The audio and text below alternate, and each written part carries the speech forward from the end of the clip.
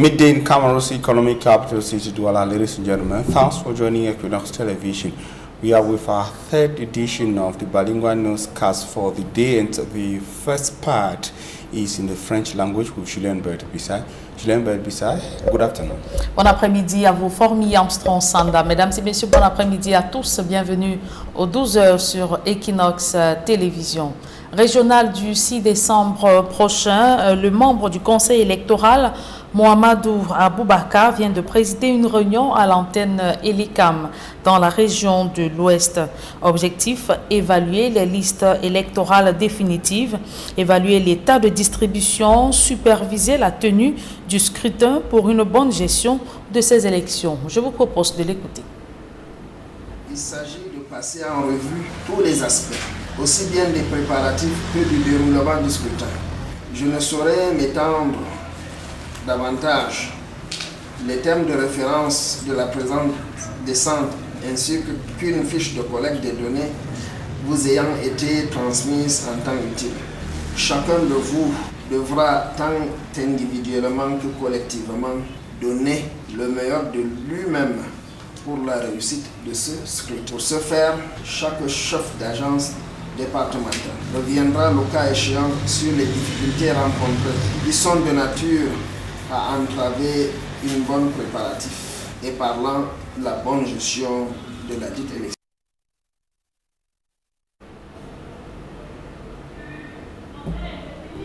Et ce fait de société, une présumée meurtrière aux arrêts à la brigade de recherche de Yaoundé 3, la nommée Dorcas Ngouaché, s'est faite passer pour une cliente voulant acheter un véhicule avant d'administrer au cours d'une virée nocturne un produit toxique qui a coûté la mort au présumé vendeur de ce véhicule.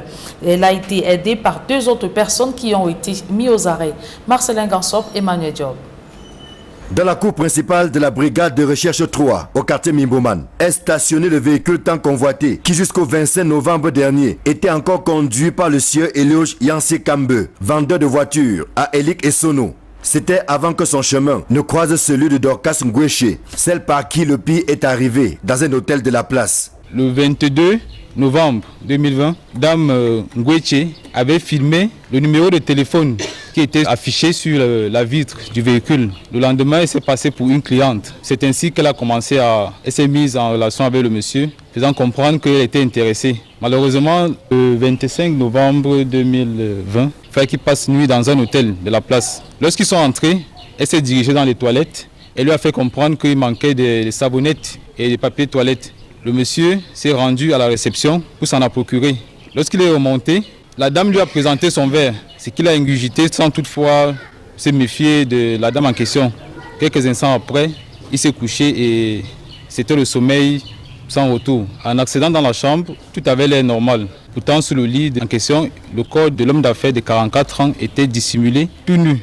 C'est à l'aide du téléphone du défunt que la présumée meurtrière détenait par devers elle que les éléments de la BR3, sous l'impulsion du commandant de compagnie de Yaoundé 3, le chef d'escadron Baudouin Gouya, ont lancé la chasse à l'homme. Le matin, aux environs de 4 heures, elle a appelé sa copine, Nya Biolé, de venir la chercher avec son beau-frère, le nommé Ondoa, qui devait conduire le dit véhicule vers une destination inconnue. Nous avons mené nos investigations à partir du numéro de téléphone du défunt. Nous sommes parvenus à localiser le numéro de téléphone du défunt au quartier Arala, 48 heures plus tard. Sous la supervision du commandant de compagnie, nous avons mené une opération et nous avons pu appréhender les 3 suspects en possession du véhicule. 2 jours plus tard, après leur exploitation, elles sont passées aux aveux. Dans ses aveux, Dorcas Ngouaché va indiquer que son intention n'était pas de tuer, mais de se faire un peu d'argent, question de s'offrir un Eldorado en Europe. Dame Ngouaché nous a fait comprendre qu'elle était à son premier forfait. L'objectif, c'était s'emparer du véhicule et voyager. Donc, elle voulait vendre ce véhicule et puis voyager. Nous demandons aux populations de redoubler de vigilance, de faire confiance à la gendarmerie.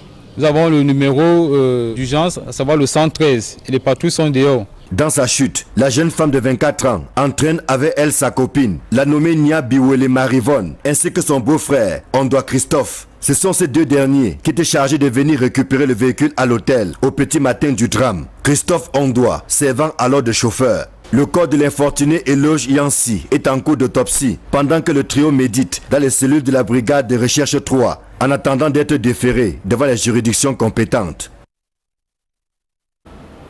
Parlons à présent de toute autre chose. Au Cameroun, l'alcool tue un Camerounais de toutes les 10 secondes selon l'Organisation mondiale de la santé. Malgré les mesures prises par le gouvernement interdisant la commercialisation et la vente du whisky en sachet, certaines entreprises font la sourde oreille. Et face à cette situation, des organisations de la société civile sont sur le terrain pour une sensibilisation. D'autres précisions dans ce reportage. Depuis l'arrêt conjoint du ministre du Commerce, des Mines et de la Santé publique le 12 septembre 2014, interdisant la commercialisation et la vente du whisky en sachet au Cameroun, des milliers de Camerounais continuent de consommer cette boisson alcoolique, jugée dangereuse pour la santé. Pour plusieurs organisations de la société civile, le business se porte plutôt bien, mais avec des conséquences graves sur la population. Tous les jours, il y a des Camerounais qui meurent. Tous les jours, il y a des personnes qui tombent gravement malades à cause de la consommation de ce breuvage dangereux, constitué en majorité de méthanol. Parce que tous les professionnels de la santé sont unanimes dessus. Le whisky en sachet est dangereux pour la santé. Mes petits-fils camerounais, mes enfants camerounais, le whisky en sachet est un mauvais produit. Ne prenez plus, ne consommez plus le whisky en sachet. Ça nous rend malades, ça vous rend malade, ça nous affaiblit, ça tue notre jeunesse. Ce tueur silencieux, qui ôte la vie à un Camerounais toutes les 10 secondes selon l'Organisation mondiale de la santé, préoccupe la Fondation camerounaise des consommateurs, engagée sur le terrain de la sensibilisation. Nous sommes là, venus nombreux, pour dire non à la consommation du whisky en sachet, non à la vente de ce breuvage qui tue, parce que depuis 2016, un arrêté conjoint du ministère du Commerce, de la Santé et des Mines interdit la commercialisation et la vente des whisky en sachet. Dans cette lutte acharnée contre les whisky en sachet en violation des normes de fabrication et de la réglementation en vigueur, le président de cette association de défense des droits des consommateurs fait l'objet des poursuites judiciaires d'une entreprise de la place, spécialisée dans le conditionnement du whisky en sachet, suspectée de frélater. Du moins, la Fondation camerounaise des consommateurs s'indigne du silence des autorités compétentes qui pourtant fixaient au 12 septembre 2016 la date butoir pour écouler tous les stocks de ces whisky en sachet. 4 ans après cette décision interministérielle, rien n'a bougé et le business prospère au détriment des vies des milliers de Camerounais. Un public reportage dans ce journal, c'est un ouf de soulagement pour les élèves de l'école maternelle de Balengan dans le département des Bamboutos. Ils viennent de bénéficier d'un bâtiment flambant neuf d'une ONG qui leur permettra désormais de suivre des cours dans un cadre adéquat. Reportage. C'est dans ce décor lugubre que les élèves de l'école maternelle publique de Balengan dans l'arrondissement de Batiam, département des Bamboutos à l'ouest du Cameroun, recevaient les cours. Depuis, je vivais dans les conditions que vous voyez. J'ai pleuré pendant 9 ans. J'ai été affectée à Balengan pour ouvrir la maternelle en 2011. Situation devenant déplorable au point de susciter les réactions du comité de développement du sous-secteur Mego, de l'association des parents d'élèves et enseignants, des organisations non gouvernementales à l'instar du CERDIF, service de recherche et du développement des initiatives des femmes. Dans cet élan de cœur, un bâtiment a été construit pour le bonheur de ces bouts de chou. Saluer nos partenaires italiens pour avoir ouvert l'œil sur les souffrances de nos enfants. Alors Women for Freedom en Italie veille beaucoup plus à la question des femmes, aux questions de l'enfance, la petite enfance. Ce qui m'a animé, c'est que la protection de l'enfance et des droits de l'enfant, et beaucoup plus de la petite enfance, parce que c'est un domaine sensible, c'est un domaine d'abord dans lequel j'exerce. C'est pour cela que nous avons pensé à la petite enfance.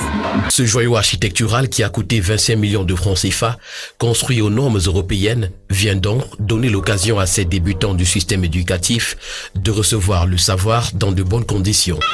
Comment, monsieur le président de l'ONG Women for Freedom, ne pas vous exprimer toute notre gratitude pour cet encadrement de proximité. Une construction met au goût du jour l'état de l'école primaire qui accueillera ses enfants après le cycle maternel. C'est le lieu pour moi de tirer un coup de chapeau à Serdif Bouddha qui a dû sortir ce projet des fonds baptismaux en assumant sa réalisation avec l'appui du comité de développement. Notons pour le déplorer la vetusté des infrastructures de l'éducation dans son ensemble au secteur, à l'instar de l'école primaire publique de Baléga, dont les bâtiments sont en ruine. Le sous-préfet de l'arrondissement de Batiam, en présidant cette cérémonie, n'a caché sa satisfaction et promet porter les doléances à qui de droit.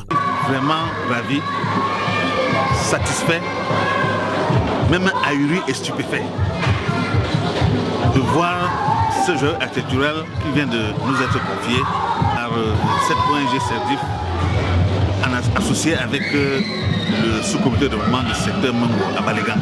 Les donateurs qui ne sont pas à leur première action comptent sur les bénéficiaires en ce qui concerne l'entretien afin de les encourager à revenir. Le comité de développement du sous-secteur de Mego est déterminé à sortir leur secteur du sous-développement. À leur actif, le foyer culturel en construction depuis 4 ans. Ce public reportage met un terme à la première partie de ce journal. La seconde est en langue anglaise avec vous, Formi Armstrong Sanda. Good day once again. Good day once again, Julian Bird to be side. Good day, ladies and gentlemen. Thanks for joining us in the second segment of information. In the English language, we begin with a protest demonstration staged by inhabitants of Mekamavum, a locality in the Villa division of the south region of Cameroon. Inhabitants yesterday blocked the main stretch of road linking Mekamavum to Samalima and other parts of the south region of Cameroon. They were protesting against the non-payment of their indemnities promised after the construction of the road that saw the destruction of their properties several years ago. Immaculate Fogwe tells us more in the following report.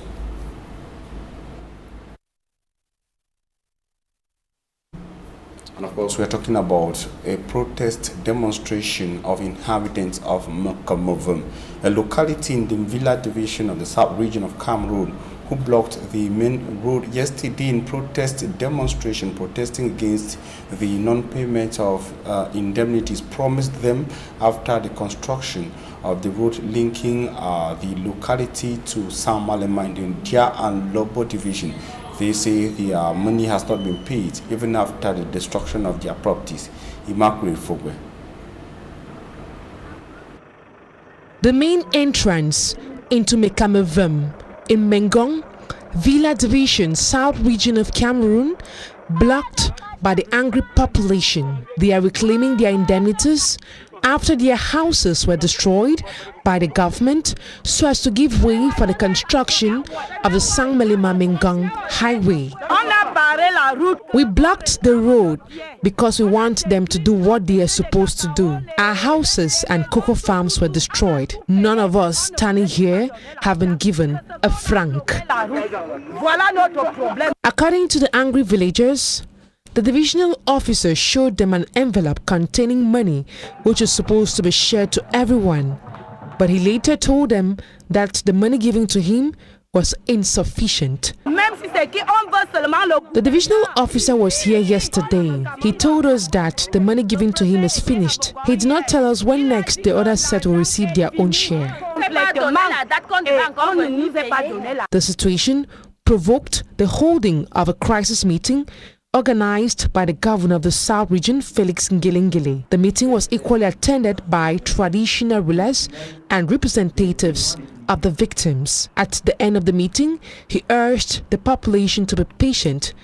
He equally promised them that the government is currently working on their case.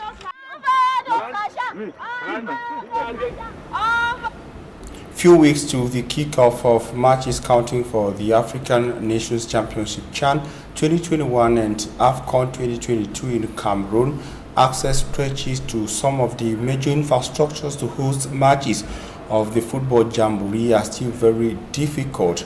A case in point is access ways into the Douala Reunification Stadium, call it the Bipanda Omnisport Stadium, where access remains very difficult.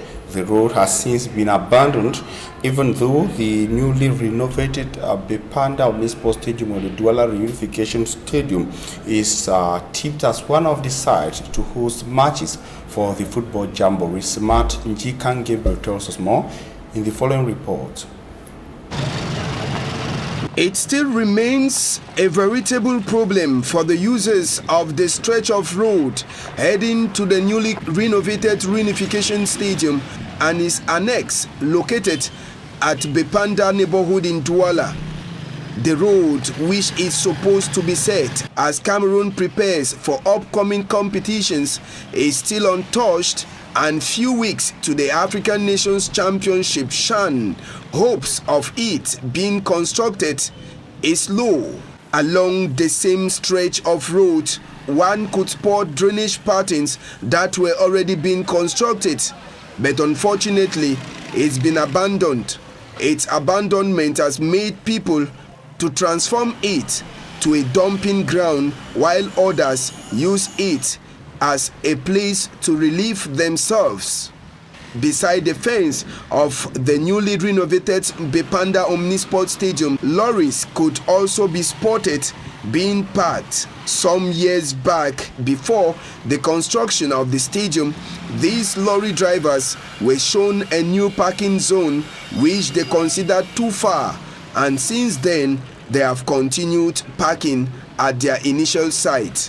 Going by the recent remarks made by the Prime Minister, Chief Dr. Joseph John Gute, during the 27th session of the committee tasked with the preparation of the 2021 African Nations Championship CHAN and the 2022 AFCON, urging finishing touches on the different sites to host the competition to be executed, stakeholders are asking Douala committee members to start work immediately at the stretch of the road leading to the main stadium, because time is no longer on our side. And I will talk the 6th December 2020 regional elections in Cameroon, taking you to the Indian division of the Southwest region to say that the councillors of the 9 subdivision that make up Indian division of the Southwest region of Cameroon and traditional rulers of the division have begun converging on the divisional headquarters, Mundimba, started, and of course, as you can see in your images there, they have begun arriving in Mundimba, the divisional chieftain of the Indian division, ahead of the elections. And of course, they are also in Mundimba first to officially close the campaigns this Friday, and secondly to get set for Sunday's regional elections across Cameroon. The oil-rich Indian division has its own specificities. The population here hold that their division needs a construction and not reconstruction, for the division, according to them, has never been constructed, and the coming of regional House of Assemblies across Cameroon is expected to speed up the decentralization process, and they hope that it will give Indian division the light of the day. The Cameroon Prime Minister, Chief Dr. Joseph John Gute, it should be recalled, is also from the Indian division of the Southwest region of Cameroon. The senior divisional officer for the Indian division, on his part, has assured the councillors and ELECAM officials of maximum security. Foreign Lawrence spoke to our reporter Derek Jato, who is in Mundimba on special assignment. Community and the way at large that we are fully prepared in Indian division. Enough security measures have been taken before today, and those measures will be in place till after the election. I also want to say that as there is only one list for the House of Chiefs and for the regional house. The homologated chiefs of Indian division have already converged at the divisional headquarters, that is Mundimba, before this day. And I want to say that it was an easy task to convey them to Mundimba, because of the fact that most of these chiefs are resident within their palaces or within their subdivisions. However, we have some few of them who are civil servants who are resident out of Mundimba. For the municipal councillors of the 9 councils, they too are also in Mundimba, as you know, where the elections are going to take place on Sunday. It was also an easy thing to convey them to Mundimba, because most of these municipal councillors are resident within their municipality. However, for the fear of the unknown, I have decided to catch all allow the municipal councillors and homologated chiefs coming out of Mundemba in specific localities that I will not want to cite here for security reasons. But on the other hand, I am calling on these municipal councillors and the homologated chief who just arrived Mundemba to not be taken away, to know that someone's security first of all depend on him, and that they should comport themselves in a dignified way as they have always been doing. And that I will not hesitate, I will not hesitate to declare a lockdown on these chiefs and municipal councillors and only release them. I use the word and only liberate them or release them in court on this early, the morning of the 6th, to permit them go and perform their civic duty. He is Fowan Lawrence, the Senior Divisional Officer of the Indian Division, Southwest Region of Cameroon. He spoke exclusively to our correspondent, Derek Jato, who is on special assignment to the Indian Division at Chieftown, Mundemba. And now the Cameroon Party for National Reconciliation of Honorable Cabral Libi is also on an offensive in different regions of Cameroon ahead of the elections built for Sunday, December 2020. Cabral Libi led the team of campaigners to the Nun Division, the Menwa and the Kunki divisions of the West region of Cameroon, and also in the Nyong-Ankele division of the Central region. Charles Ikume tells us more. Was a flexible weekend for the Cameroon Party for National Reconciliation during this electoral campaign in the West region of Cameroon. The regional coordinator of the party led the members of the party's delegation with its national president, Cabral Libi, who was present spearheading the activities of the campaign in the Noon, Menwa and Kunki divisions of the West region. The PCRN delegation evaluated its options and presented its vision for its constituents, during which Cabral Libi says we need a different Cameroon. Notre pays traverse des moments très difficiles. Our country is going through very difficult moments. We wish to have a better Cameroon for our children. The PCRN, which has 17 members in these elections, will have to face the CPDM and the UDC in the Noon division of the West region of Cameroon.